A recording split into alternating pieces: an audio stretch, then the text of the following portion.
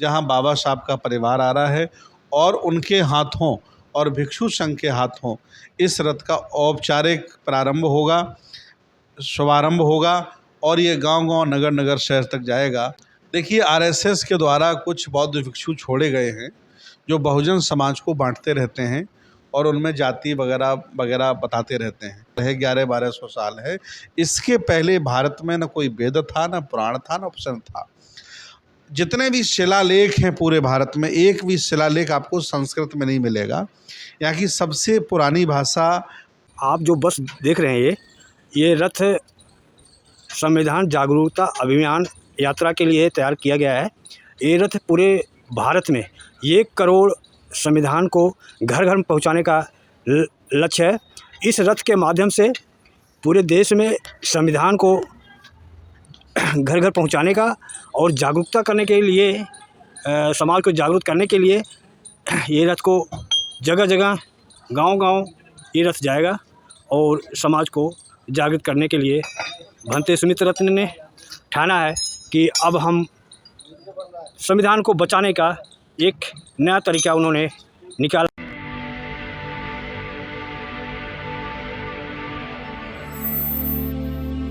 जय भीम, मैं मेवालाल और आप देख रहे हैं बहुजन समय। आज मुझे नोएडा में आकर मुझे एक बहुत खुशी की बात मुझे पता चला कि भंते सुमित रत्न जी एक रथ तैयार कर रखे हैं। वो रथ पूरे देश में बहुजन को जगाने के लिए, संविधान को बचाने के लिए वो रथ तैयार है। और कहाँ कहाँ जाएगी रथ और कब जाएगी, ये सारा डिटेल भंते सुमित रत्न से मैं पूछूंगा। सबसे भंते जी, आपको नमो बुद्धाय, जय भीम। आपको जय भीम, नमो बुद्धाय। सम्मानित मुल्क के मालिकों, कैसे हैं आप, बताएं। सर, आज तो मुझे बहुत खुशी मिली सर आकर कि मुझे नहीं पता था कि आप इतना बड़ा शानदार बस रथ तैयार कर रखे हैं। तो सर, इसे रथ के बारे में थोड़ा आप बताएं कि रथ कब से जाएगा और कहाँ कहाँ जाएगा, इसके बारे में बताएं सर। पूरे देश में आम चर्चा है कि संविधान खतरे में है। उसको भांपते हुए हम लोगों ने कार्यक्रम चलाया है, संविधान जागरूकता महाअभियान यात्रा।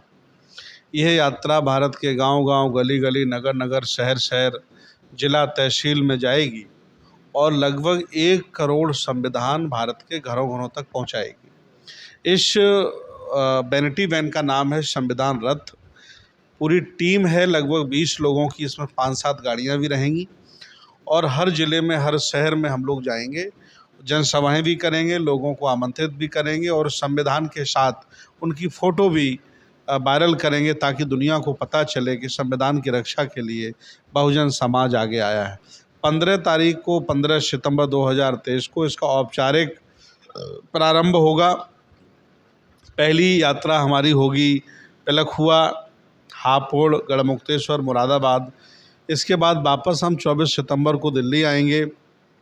महरौली में ज्योतिबा राव फुले ट्रस्ट पर सत्यशोधक समाज को 150 वर्ष पूरे हो रहे हैं। इसके उपलक्ष्य में एक बहुत बड़ा आयोजन रखा गया है जहां बाबा साहब का परिवार आ रहा है और उनके हाथों और भिक्षु संघ के हाथों इस रथ का औपचारिक प्रारंभ होगा, शुभारंभ होगा और ये गांव-गांव, नगर-नगर, शहर तक जाएगा। रथ बन करके तैयार हो गया है। अच्छा भंते जी, आपने तो रथ के बारे में बता दिया। मैं आपसे बुद्ध के बारे में आपसे जानना चाहता हूँ कि बुद्ध के पहले कौन सा धर्म था सर? तथागत बुद्ध के पहले लोग यहाँ प्रकृति प्रेमी हुआ करते थे और समकालीन वैदिकी व्यवस्था थी जिसमें वृक्षों की पूजा, चंद्रमा की पूजा, सूर्य की पूजा, पानी की पूजा लोग किया करते थे। और यहाँ के लोग सब लगभग किसान थे। किसी भी तरह की इंडस्ट्री नहीं थी, किसी भी तरह का और बहुत सारा आधुनिकीकरण नहीं था।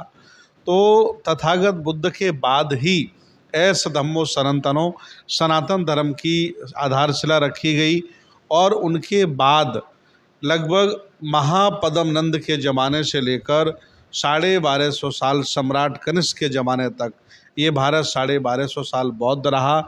यही कारण है कि आप जहाँ भी खुदाई करेंगे, जहाँ भी वहाँ आपको बुद्ध ही बुद्ध नज़र आएंगे। ये मैं आपको बताना चाहता हूँ। भंते जी, इंडिया से बौद्ध धर्म का पतन का क्या कारण हो सकता है कि आज बौद्ध इंडिया में बहुत कम पता लगता है? बाबा साहब के आने बाद थोड़ा थोड़ा लोग बुद्ध को जानने लगे सर। यहाँ के लोग हल्की चीज़ों पर विश्वास करते हैं। अंधविश्वास, पाखंड और आडंबर में बुरी तरह से वो डूब गए हैं और ईश्वर का इतना बड़ा प्रभाव हो गया है कि हर बुरे कार्य करने के बाद लोग ईश्वर से माफ़ी मांग लेते हैं, मंदिर पर चढ़ावा चढ़ा देते हैं। उन्हें लगता है कि हमारे सारे पाप खत्म हो गए हैं। जब भी किसी भी मानवता का, इंसानियत का पतन होता है तो उसमें ईश्वर का बहुत बड़ा रोल होता है। बुद्ध के दर्शन में ईश्वर नाम की कोई चीज़ नहीं है, यहाँ कर्म ही है सब कुछ। और कह सकते हैं कि जो लोग प्रकृति प्रेमी हैं, विकास में विश्वास रखते हैं, वो सब बुद्ध के अनुयायी हैं, बुद्ध को मानने वाले लोग हैं। और जितने भी ईश्वरवादी लोग हैं वो बौद्ध हो ही नहीं सकते। अच्छा भंते जी, मैं थोड़ा, मुझे आप मेरे भ्रम को आप दूर करें कि वैदिक काल वेद लिखने के बाद आया या उसके पहले से था, और वेद कब लिखा गया? 2500 वर्ष पहले बुद्ध आए, 1500 साल पहले मोहम्मद साहब आए। और भारतीय इतिहास उठा के देखेंगे, भारतीय पुरातत्व सर्वेक्षण को आप देखेंगे तो हिंदू देवी देवताओं की उम्र, वेदों की, उपनिषदों की जो उम्र है वो बड़ी मुश्किल से 1000 साल है, 1100-1200 साल है। इसके पहले भारत में न कोई वेद था, न पुराण था, न उपनिषद था। जितने भी शिलालेख हैं पूरे भारत में, एक भी शिलालेख आपको संस्कृत में नहीं मिलेगा। यहाँ की सबसे पुरानी भाषा प्राकृत, पाली और मगही भाषा है और लिखित में धम्म लिपि है, जिसे वर्तमान में ब्राह्मी लिपि कहा जाता है। तो ये जितने भी देवी देवताओं के चित्र इतिहास में मिले हैं, चाहे इंद्र का हो, कृष्ण का हो, राम का हो या वेदों की चर्चा हो, इनकी उम्र ही 1100-1200 साल है, अर्थात गुप्त काल के बाद। इसके पहले भारत में प्रकृति धर्म था, वैदिकी व्यवस्था थी। कह सकते हैं वैदिकी व्यवस्था को हम प्रकृति धर्म से ही जोड़ते हैं और नेचर पसंद लोग हुआ करते थे। यहाँ पर पानी की, पृथ्वी की, पेड़ों की पूजा करते थे और खेतिहर लोग, किसान लोग यहाँ रहते थे। बाद में ये सब घालमेल हुआ है। सर, देश का नाम भारत कैसे पड़ा, और आज देश का नाम भारत है या इंडिया है, क्या है? देखिए, मूलतः भारत का नाम तो जम्बूद्वीप था, आर्यव्रत था। इसके बाद इतिहास बदला तो इसका नाम भारत पड़ गया। बाद में अंग्रेज़ों ने इसको इंडिया बोला है। और इंडिया भी जो शब्द है, अगस्त को इंडिपेंडेंट हुआ था भारत, उसका कोई एक सिस्टम है, उसके तहत इसको इंडिया कहा जाता है। और जो भारतीय संविधान पूरे भारत को चला रहा है उसमें इंडिया दैट इज़ भारत है। तो दोनों ही शब्द हम पर्यायवाची भारत के मानते हैं, उससे हम कोई दोनों को ख़राब नहीं मानते। अच्छा, अभी बीजेपी कह रही है कि हम भारत का रहें, तो लोगों को बड़ा इसको चिढ़ लग रही है कि हम भारत का रहें तो इनको बुरा लग रहा है। इंडिया वो नाम लेना नहीं चाह रहे हैं, तो क्या संविधान से इंडिया शब्द हटा देना चाहिए? तब तो इन लोगों को मोबाइल को भी त्याग कर देना चाहिए और जो वेस्टर्न आजकल शौचालय पे बैठते हैं उसको भी घर से निकाल देना चाहिए। इनके घरों में जो पकवान पक रहे हैं लगभग इनके कल्चर के नहीं, उनको भी घर से निकाल देना चाहिए। ये स्लीप बेल के गद्दे पे छो रहे हैं, इनके देश का नहीं है। ये हवाई जहाज़ उड़ रहे हैं, इन्होंने नहीं बनाया है। मोबाइल यूज़ कर रहे, तकनीकी सारी इनकी नहीं है। क्या क्या ये त्यागेंगे? इसलिए ये सब फर्जी बातें हैं, इन पर हम विश्वास नहीं करते हैं। विकास कैसे हो, संस्कृति सभ्यता की सुरक्षा हो और आम जीवन कैसे खुशहाल रहे, ये हमारा मानना है। सर, क्या भंते में भी जातियाँ होती हैं क्या? मैं देखता हूँ वीडियो में, तो भंते लोग कह रहे हैं ये भंते इस जात के हैं, वो भंते उस जात के हैं। क्या भंतों में भी जाति होते हैं क्या? देखिए, आरएसएस के द्वारा कुछ बौद्ध भिक्षु छोड़े गए हैं जो बहुजन समाज को बांटते रहते हैं और उनमें जाति वगैरह वगैरह बताते रहते हैं। हम बौद्ध भिक्षु, हमने 27 वर्ष पहले ब्राह्मणों के द्वारा बनाई गई जाति को लात मार दिया है। हमारी अब कोई जाति नहीं बनी और हम पाली भाषा के जानकार लोग हैं।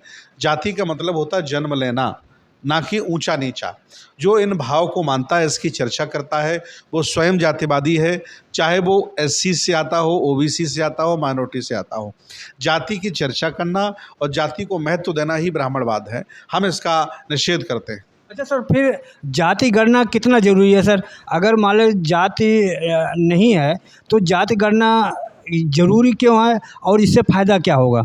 देखिए, जो लोग सताए हुए हैं भारत में, हक वंचित हैं, असहाय हैं, कमज़ोर हैं, उनका ये मानना है कि मेरी संख्या ज़्यादा है लेकिन भारत सरकार कम बताती है, इसलिए मेरे हकों को कम संख्या वाले लोगों को दिया जा रहा है। इसलिए ओबीसी समाज के लोग अपनी जाति की गणना करा रहे हैं। जब यहाँ जंगली जानवरों की, पशु पक्षियों की, गाय भैंस की गणना हो गई है तो उनका ये मानना है कि हम आदमी हैं और आधी आबादी मेरी है। वो अपने आप को 60-62% बताते हैं। तो मेरा ये मानना हो जानी चाहिए ताकि उनकी भी शंका समाधान हो जाए।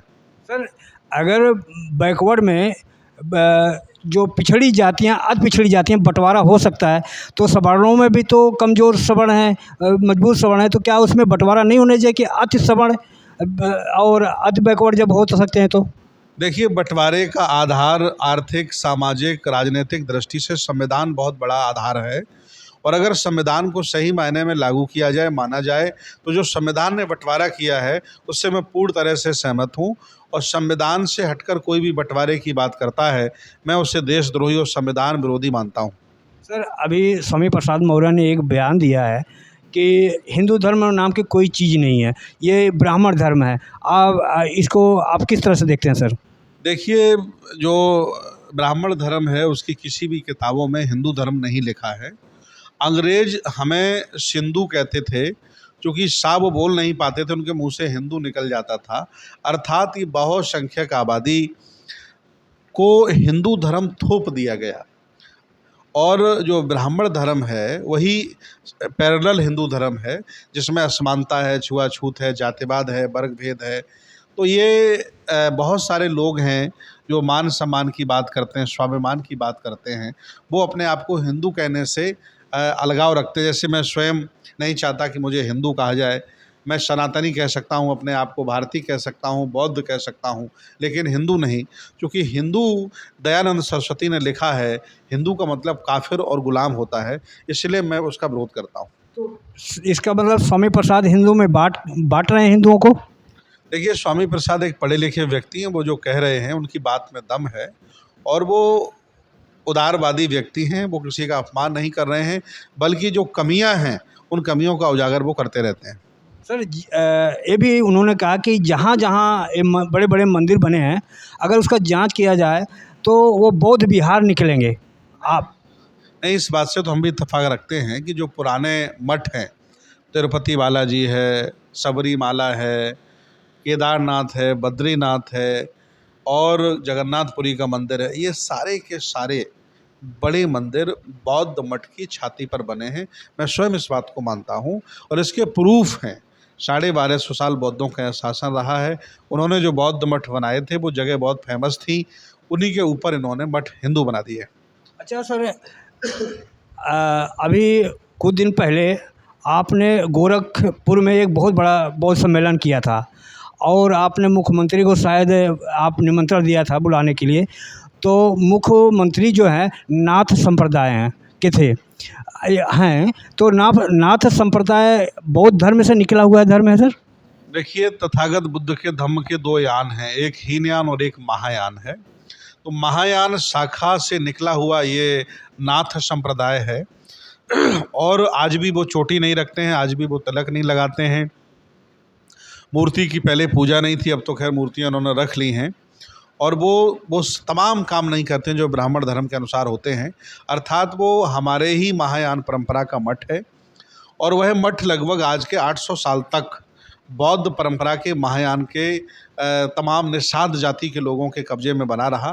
बाद में ज़बरदस्ती इन लोगों ने कब्जा कर लिया है, बाबा जी ने भी ज़बरदस्ती से कब्जा कर लिया है। मैंने ये कहा था, भाई ये मठ हमारा, इसको आप छोड़ दीजिए और ये जो संप्रदाय है नाथ संप्रदाय, ये महायान परंपरा की एक शाखा है, इसको आप छोड़ दीजिए। उन्होंने अभी तक नहीं छोड़ा है। अच्छा, गोरखनाथ क्या वो भी नाथ संप्रदाय के ही थे? जी जी, गोरखनाथ एक महायानी परंपरा के संत थे, जिन्हें बाद में नाथ संप्रदाय से जोड़ दिया गया है। उनको मैं बहुत सम्मानित संत मानता था। भंते जी, मैं आपसे एक लास्ट सवाल पूछ रहा हूँ कि विकास का पैमाना क्या है? क्या मंदिर बना देना विकास है, या शिक्षा, रोजगार, महंगाई और गरीबों के लिए अस्पताल, ये सब व्यवस्था करना है विकास है? आपके निगाह में क्या है सर? मंदिर बनाने वाले बिना इंजीनियर के, बिना आर्किटेक्ट के एक ईंट नहीं रख सकते हैं। तो पहले शिक्षा की ज़रूरत है, और शिक्षा होने के बावजूद ही मंदिर होता है। अर्थात भारत को, विकास को और बड़ी आवाम को इन मंदिरों, मस्जिदों की, बुद्ध विहारों की कोई ज़रूरत नहीं है, जितनी ज़रूरत स्कूल कॉलेज की है, ये ऐसा मैं मानता हूँ। अच्छा, कुछ लोगों का कहना है कि बाबा साहब ने जो 22 प्रतिज्ञाएं दिया था, तो ये 22 प्रतिज्ञाएं लोगों को नहीं बोलना चाहिए, अपनाना चाहिए। आप क्या कह रहे हैं? देखिए, उन्होंने कहा कि मैं ये नहीं मानता हूँ और ये मानता हूँ, तो ये सेकुलर भारत है, धर्मनिरपेक्ष भारत है, सबको आज़ादी है अपनी अपनी बात रखने का, लेकिन किसी को बुरा भला कहने की आज़ादी नहीं है। 22 प्रतिज्ञाओं में किसी को बुरा भला नहीं कहा गया, उसमें ये कहा गया कि मैं इनको नहीं मानता हूँ, तो कोई आपत्तिजनक बात नहीं है, हम उनका सम्मान करते हैं। अच्छा, बहुजन समाज आज आडंबर में फंसा हुआ है सर। उनको जागृत करने के लिए, बुद्ध का आइडियोलॉजी बताने समझने के लिए उनको क्या करना चाहिए कि ये समझ में जाए कि बुद्ध जो है पूरे देश में है, लेकिन इंडिया में अभी फल फूल नहीं रहा? देखिए, भारत के लोग शॉर्टकट रास्ता तलाशते हैं। परिश्रम करोगे, पसीना बहेगा, संघर्ष करना पड़ेगा, तब उपलब्धि होती है। ये लोग मानते हैं कि किसी देवी देवताओं की पूजा कर लेंगे, अगरबत्ती मोमबत्ती लगा देंगे, तो मुझे लाभ हो जाएगा या बड़ा बेनिफिट हो जाएगा। तो लालच बस भारत के लोग आडंबरों में फंसे हैं, तमाम तांत्रिक लोग इनको ठग रहे हैं, और बहुत बुरी तरह से वो लोग शिक्षा को और परिश्रम को महत्व नहीं दे रहे हैं। हालांकि ये किसी धर्म पर हमला नहीं है। अंधविश्वास, पाखंड ईसाइयत में भरा पड़ा, इस्लामों में भरा पड़ा, हिंदुओं में भरा पड़ा, और जिसमें भी है उसका भी हम विरोध करते हैं। उससे कोई व्यक्तिगत लाभ नहीं होता है, लेकिन फिर भी लोग अपने व्यक्तिगत संतुष्टि के लिए तमाम अंधविश्वास, पाखंड के कार्य करते हैं, जो नहीं करने चाहिए। बंदे जी, आपने हमारे जो सवाल थे, आपने बड़े मधुरता से आपने हमें उत्तर दिया। आपको बहुत बहुत मुबारक, धन्यवाद सर। इस चैनल को देखते रहिए, सब्सक्राइब करते रहिए। ये बहुत ही साइंटिफिक और बहुत ही तार्किक खबरों को आपके बीच में लाता है, और इसको आगे बढ़ाने के लिए इसका सपोर्ट भी करते रहिए। बहुत बहुत धन्यवाद, बहुत बहुत साधुवाद। धन्यवाद। ये थे भंते सुमित रत्न जी। आप इनके बातों से, इनके जो विचार हैं, आप कितना प्रभावित हुए हैं, अगर और हमारा प्रयास आपको कैसा लगा, आप इस जो आपको समझ में आया है कमेंट बॉक्स में ज़रूर लिखें।